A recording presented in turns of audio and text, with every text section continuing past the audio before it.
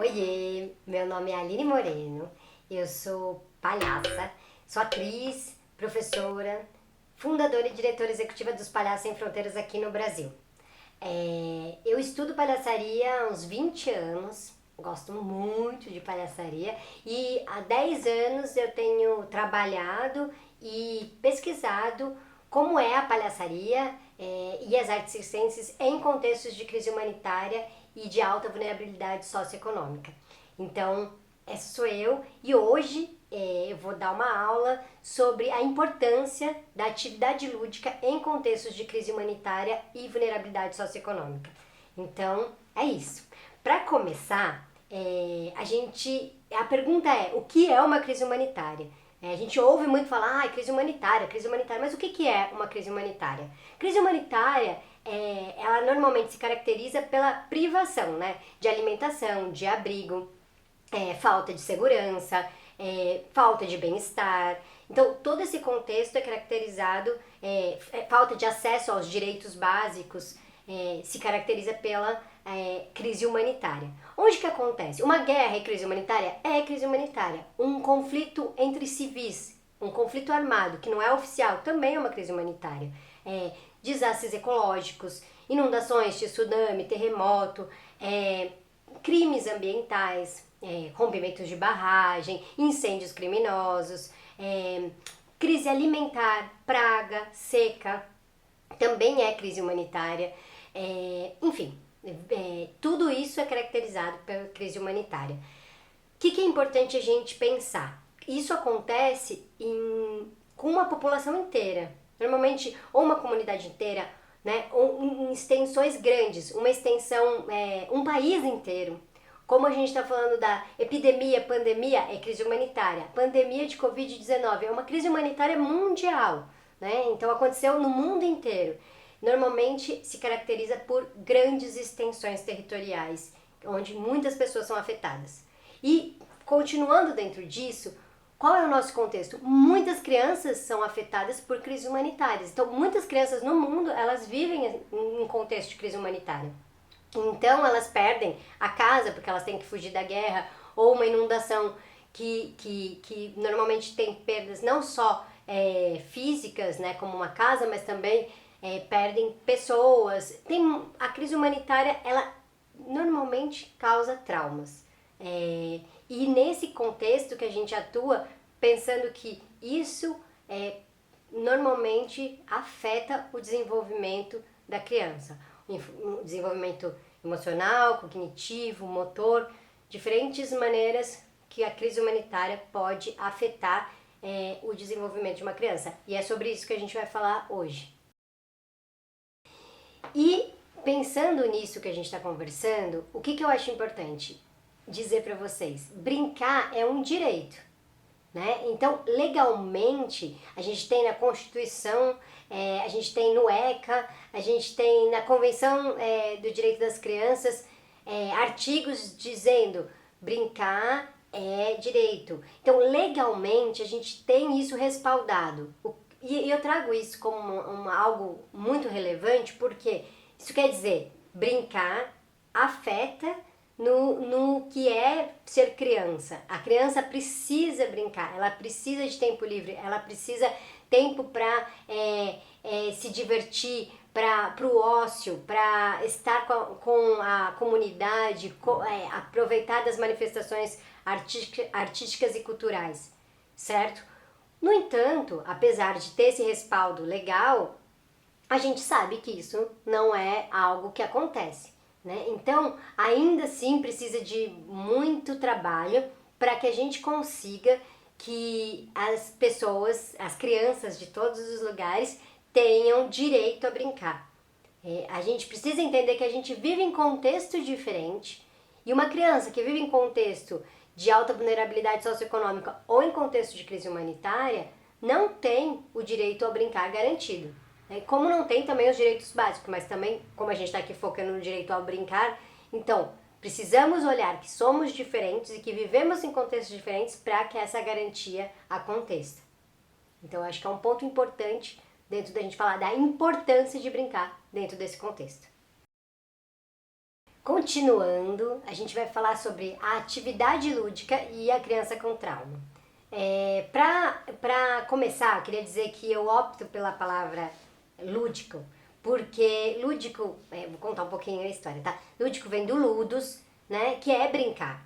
Mas, por exemplo, no Brasil, a gente usa brincar e jogar meio separado, né? Então, o lúdico, ele junta as duas coisas. Claro que não é tão separado assim, eu já vou explicar um pouquinho mais. Por exemplo, no francês, no inglês, que é joue, play, tá tudo uma coisa só. Mas no Brasil, no português, não, né? Então, qual que seria a diferença? Ó, tem muitos estudos sobre isso, mas assim, basicamente, o brincar, ele tá muito mais relacionado ao indivíduo, à autenticidade. E o jogar, ele tem mais a ver com conduta social, com regras, né? Mas é uma linha bem tênue entre uma coisa e a outra. Nesse contexto, então, eu uso o lúdico, né, a atividade lúdica, para juntar as duas coisas. A atividade lúdica, ela é uma maneira da gente expressar as nossas emoções. A gente pode ver, tem muitos autores, autoras, muita pesquisa sobre isso, como isso como a atividade lúdica faz a gente desenvolver a parte emocional, cognitiva, motora. Isso é um fato. Quando a gente priva as pessoas disso, isso vai ter consequências. E é um pouquinho sobre isso que eu vou trazer para vocês, né? Como é comprovado que quando a gente brinca, quando a gente joga, isso desperta e ajuda a gente no desenvolvimento cognitivo, comportamental, emocional e tudo isso. É muito interessante a gente pensar nisso, nos contextos de crise humanitária. Quando a gente está falando num contexto, tem uma pessoa muito importante, psicanalista, Winnicott, que ele tem uma coleção de livros e um deles que chama O Brincar e a Realidade. Ele faz uma citação nesse livro que a citação é a seguinte, eu vou até ler para vocês. É no brincar, e talvez apenas no brincar, que a criança ou o adulto flui na sua liberdade de criação e podem utilizar sua personalidade integral. E é somente sendo criativo que o indivíduo descobre o eu. Eu acho interessante pensar no contexto que o Winnicott traz isso. Ele fez um trabalho com crianças na Segunda Guerra Mundial, crianças que passaram pela guerra e crianças que a maioria tinham ausência materna. E ele traz isso do brincar como uma maneira de fluir, porque é no brincar que você pode ressignificar e viver outras realidades e expandir a sua criatividade para entender quem é você depois de ter passado por determinados contextos. Nos lugares onde que a gente trabalha, o que a gente percebe? Que é importante que quando a gente introduz jogos, brincadeiras, a gente conduz, e é sempre importante isso, uma pessoa, uma facilitadora, um facilitador, uma pessoa que faça mediação para levar a criança para fora da situação traumática. Você não vai focar naquilo. Então, a brincadeira, o jogo, ele leva para outro campo imaginário, para outro lugar, onde a criança pode expressar as emoções que ela está passando, mas não necessariamente ela precisa conectar com o que ela passou, né? Com a situação traumática que ela passou. Então, é um espaço onde ela pode experienciar, vivenciar outros momentos através da criatividade.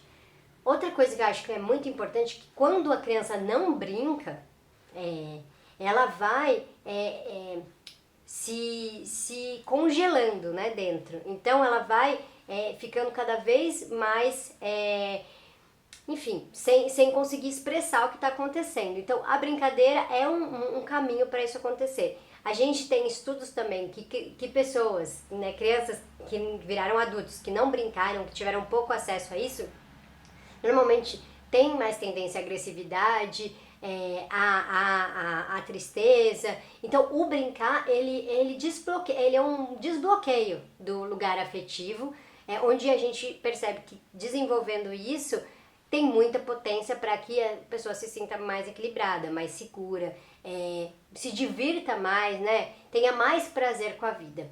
Então esse trabalho pensa sempre em assim, desbloquear o lugar onde está ferido, né, onde sofreu o trauma, de uma maneira criativa, de uma maneira lúdica, de uma maneira onde o imaginário da criança vai levar ela e vai conduzir através de uma pessoa que saiba fazer essa condução para outro lugar de acolhimento, de regeneração emocional e um lugar onde ela possa ser afetada de uma maneira alegre.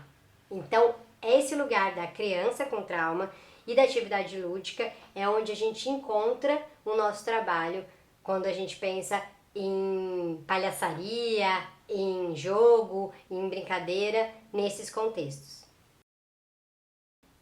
Gente, e agora eu queria falar para vocês assim, como a gente estrutura uma atividade, uma oficina, uma sessão de trabalho nesses contextos, né? Eu, diante das experiências que eu vivi coordenando projeto, atuando em projetos, eu pesquisei e pensei em alguns pilares que eu acho que são imprescindíveis para fazer parte de uma sessão. Né? Não só eu pesquisei, como eu trabalhei com outras pessoas que pesquisaram e eu vejo que tem alguns pilares que são fundamentais. Quando eu falo de sessão, estruturar uma sessão, eu tô falando, eu vou dar uma oficina, né? Vou dar uma oficina e eu trabalho em X lugar. O que é fundamental dentro da minha experiência? Pensar, começo, meio e fim, óbvio, né? Um planejamento pedagógico ali, mas assim, primeiro, cheguei lá, vou me apresentar. O que é interessante? A gente já conectar com um pilar que é a criatividade. Então eu posso me apresentar, as pessoas podem se apresentar falando só o nome delas, ou elas podem se apresentar, meu nome é Maria, e aí eu posso perguntar, Maria, e qual é a sua brincadeira? Se você fosse uma brincadeira, qual é a sua brincadeira que você seria hoje? Eu seria esconde-esconde. Por que é interessante pensar nisso? Porque quando eu trago esse lugar, da Maria contar pra mim que ela seria o esconde-esconde, eu já entendo mais ou menos como ela tá hoje, o que ela quer mostrar, o que ela não quer mostrar. Você pode fazer isso perguntando se você fosse uma brincadeira, que brincadeira você seria, se você fosse uma estação, se você fosse um animal, se você fosse uma cor. Tudo isso traz também e revela pra gente, que tá facilitando, qual é o lugar que a gente pode percorrer. Então, isso já traz um lugar mais criativo de como se apresentar entre o grupo, e isso também quebra o gelo, né? Isso é uma coisa boa, porque às vezes as pessoas se conhecem, às vezes as crianças não se conhecem. Uma segunda coisa que é muito importante é gerar confiança, gerar um espaço seguro. Tem muitas maneiras de fazer isso. A maneira que eu acho muito legal é a gente criar uma lista de desejos do que a gente quer naquele dia, né? Então, pensando em criança, como que a gente pode fazer isso? Tá, gente, e aí? A gente vai ficar essa próxima hora junto. O que a gente quer que aconteça? Poxa, a gente quer que seja muito divertido. Poxa, eu quero que não tenha muito barulho, assim, porque se tem muito barulho, eu fico muito irritado. Eu quero que a gente tenha muitos exercícios onde a gente possa pular, onde a gente possa correr. Então, são coisas que, de alguma maneira, as pessoas vão trazendo pra gente e as crianças vão dando pra gente o que elas querem. E elas criam esses acordos com a gente, né? Não a gente cria esses acordos com elas. Então, no sentido de que a gente não precisa estabelecer, tem que ser assim. Principalmente quando se passa em situações onde a pessoa tá mais vulnerável, ela já tá acostumada a receber muita coisa, né? Receber assim, vocês têm que ir pra lá, vocês têm que fazer isso. Então, assim, dar o lugar para que ela também diga o que ela quer naquele momento fazer é fundamental. Uma terceira coisa que eu acho dentro dos meus pilares fundamentais é pensar no exercício da escuta, né? Do dar e receber. Tem muito exercício que pode fazer isso, mas tem um exercício que eu gosto de fazer, que é a fila de elogios, que é um exercício onde a criança tá ali e aí todo mundo olha para ela e faz todos os elogios do mundo. Eu acho muito legal esse exercício porque a criança se coloca ali e ela recebe todos aqueles elogios e ela dá depois um sorriso, ela abre os braços, ela faz o que ela quiser, mas de alguma maneira é um fluxo entre o que ela recebe e o que ela dá. Tem outros exercícios que são possíveis de fazer isso, mas especificamente nos lugares onde a gente atua, eu acho que esse exercício é um exercício belo e profundo, e porque ele fala de como é bom receber elogios e como é bom que as outras pessoas vejam o que a gente tem de mais interessante, né? Mais gostoso, enfim. E é algo que entre se dar e receber também dá para fazer com exercício de espelho, tem outras, mas é esse dar e receber. E essa escuta de você receber algo e ver como você se sente quando você recebe aquilo. Então é um exercício que a gente coloca muito e é um pilar fundamental, dar e receber e essa escuta para isso. Outro pilar que é fundamental é a concentração ou foco. E isso é muito interessante ver porque a criança consegue perceber que ela consegue focar e prestar atenção e aquilo realizar de uma maneira divertida.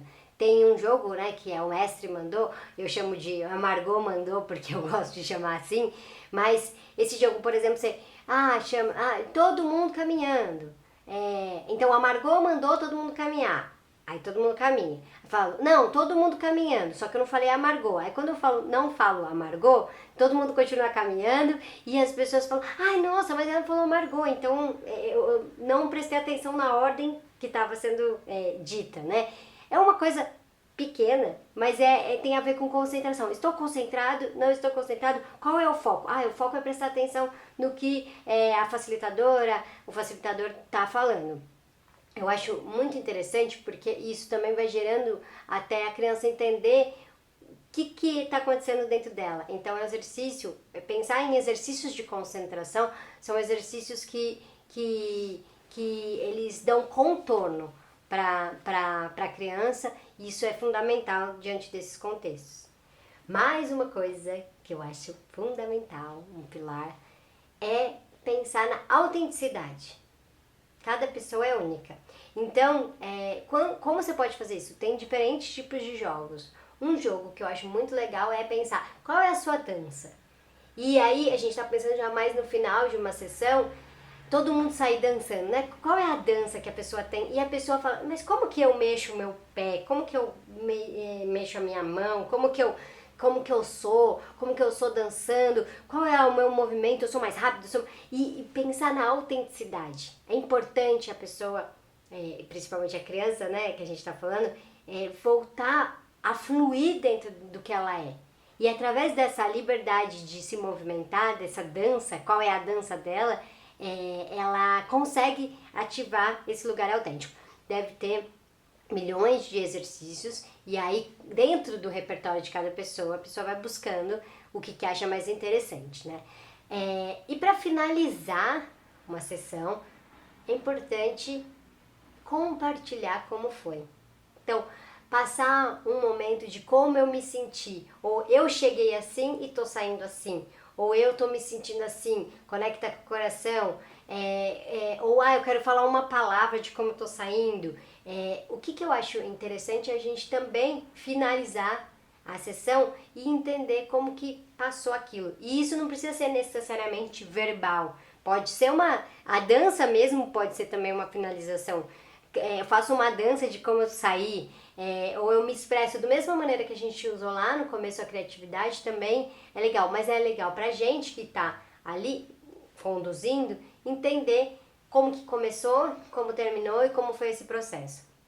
Gente, basicamente, dentro dessa experiência são exercícios que todo mundo tem, outros exercícios desde isso do que eu dei de pilares, mas são pilares fundamentais quando você pensa nesses contextos. Isso é importante trabalhar escuta, importante trabalhar criatividade, concentração, compartilhar. Então, não faça uma sessão onde não tenham essas atividades criativas, porque elas são fundamentais para regeneração emocional de uma criança que passou por uma situação de trauma. Então, na hora que você for dar uma sessão, pense sobre isso. Esse trabalho todo que eu tenho feito desde a minha experiência, desde a experiência de outros artistas que atuam em áreas de crise humanitária, mas com certeza você que está escutando também tem seu repertório, também tem a sua experiência. Então também, se quiser manda pra gente outras atividades, outras experiências, porque quanto mais a gente se unir e descobrir maneiras de melhorar e ressignificar situações de trauma, eu tenho certeza que a gente vai ter crianças muito mais plenas, onde que elas possam mostrar toda a potencialidade do que elas são. Então, muito obrigada por me escutar até agora e espero que quem trabalha com isso, professores, professoras, assistentes sociais, artistas, utilizem desse conteúdo da melhor forma possível e muito obrigada pela confiança. E é isso, gente. Eu tô saindo daqui, ó, tipo assim, que nem o sol, assim, tipo assim. E, poxa, minha brincadeira preferida sempre foi escolinha. Espero que eu tenha dado uma boa aula pra vocês.